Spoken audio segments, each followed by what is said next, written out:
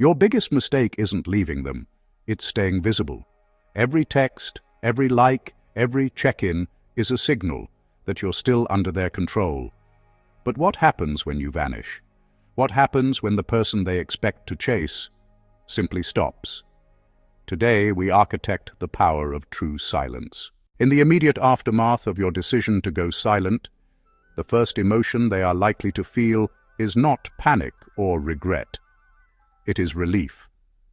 This can be a bitter pill to swallow, but it is a crucial part of the process.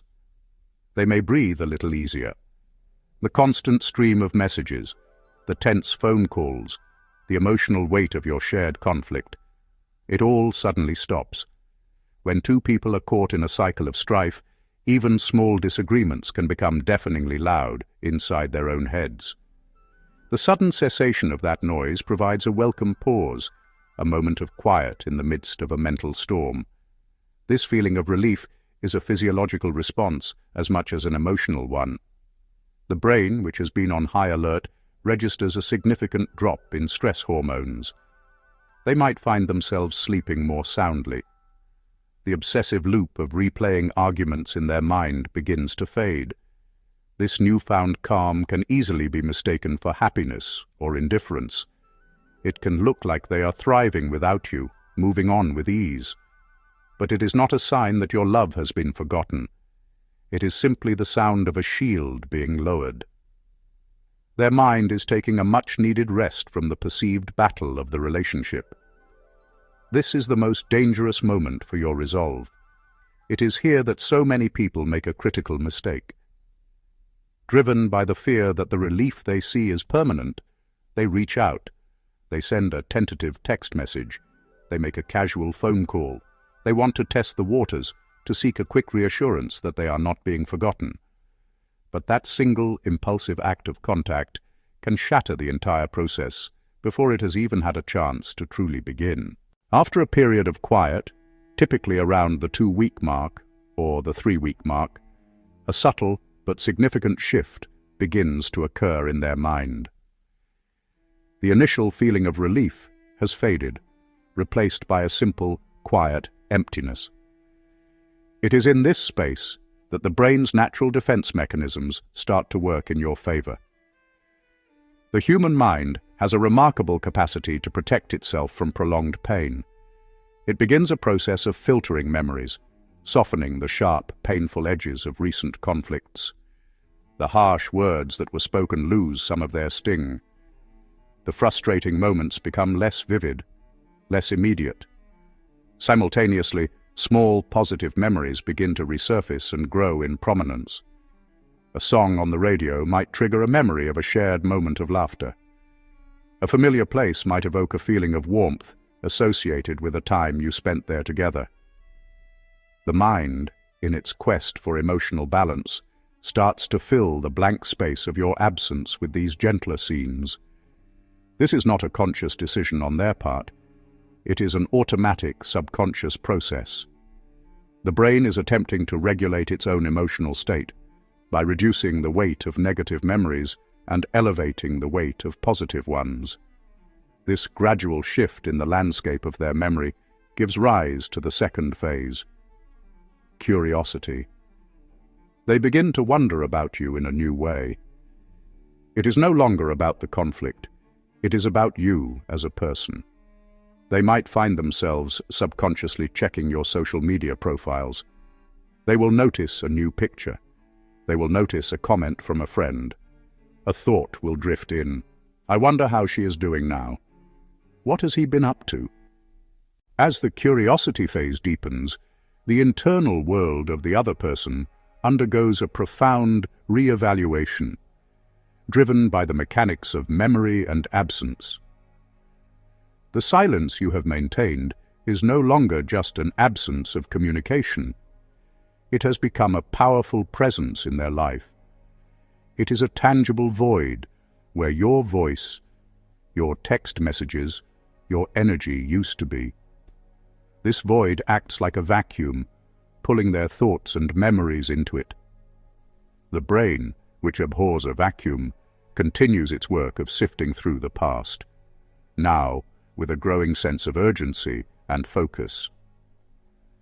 The positive memories that began to surface during the curiosity phase now gain more weight and substance. They become more detailed and emotionally resonant. They might remember the specific way you laughed, the feeling of your support during a difficult time, an inside joke that only the two of you shared. These memories are not just pleasant recollections. They start to represent the unique and irreplaceable value you brought to their life. The brain draws a stark contrast between the warmth of those memories and the cold, quiet reality of your current absence. This is the point where your patience begins to pay off in a visible way. Your steadfast silence has allowed this process to unfold organically, without pressure. If your silence remains unbroken, the psychological process enters its most potent and transformative stage. The gentle curiosity and nostalgic memories coalesce into the fear of loss. The brain has completed its re-evaluation of your positive attributes and now confronts the possibility that the absence is permanent. The void you left is no longer just a quiet space. It has become a gaping hole. They begin to truly feel what they have lost, not just what they were relieved to escape from. The psychology here is simple and profound. We often only appreciate the true value of something when it's gone. Your continued silence makes your absence a concrete and undeniable reality. They compare their current life with the life they had with you. The comparison is no longer conflict versus peace. It is emptiness, the connection, support, companionship, small things you did, the ways you cared, the unique parts of your personality. All of these become glaring by their absence. This dawning fear of permanent loss motivates action. It can make them want to reach out, to bridge the gap, to see if there is any chance of reconciliation. You may receive a message or a call. Their outreach may be tentative at first, or a grand gesture. When contact comes, your calm is your greatest asset.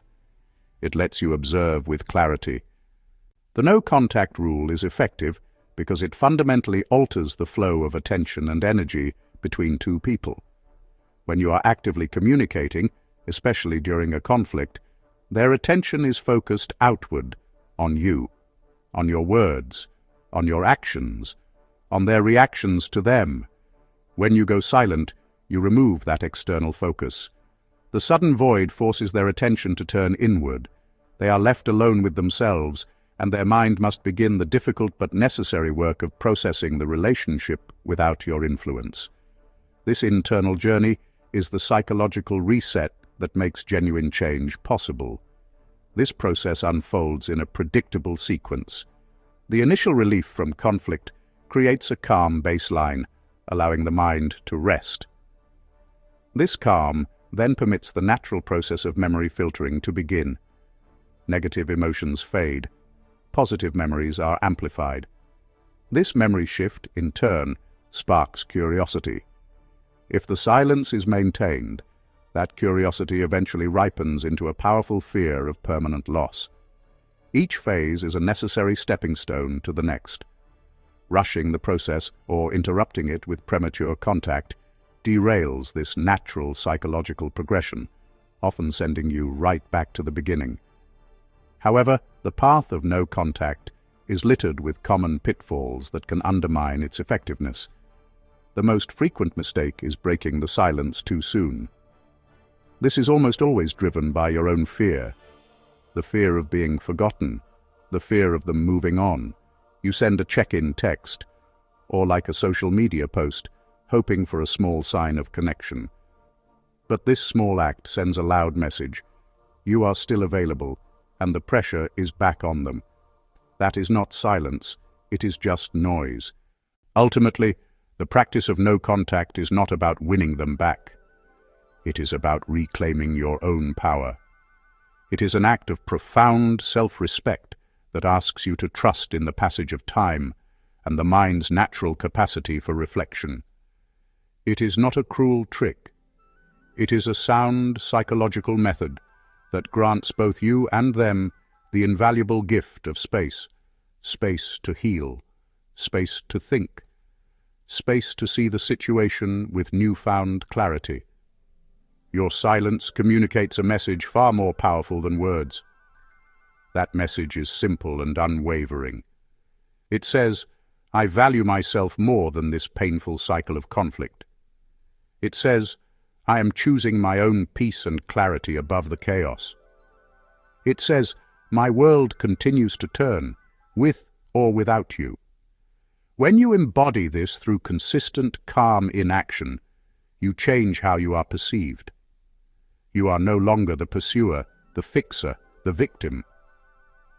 You become a source of quiet strength, a person whose presence is valuable, whose absence is deeply felt. If you remain steady on this path, you win the truest prize, your peace of mind, your self-possession, the wisdom to make choices that honor your well-being. Whether you reconcile from a healthier place or move forward into a brighter future alone, you will emerge stronger. Remember, silence is a mirror. Do not be afraid to look. See the strength and resilience reflected back. No contact is about reclaiming your power. It helps you master your mind. If you're ready to stop chasing and start rebuilding your power, you belong here. Subscribe to The Mind Architect, and let's master your mind together. The silence is where your strength begins. See you in the next one.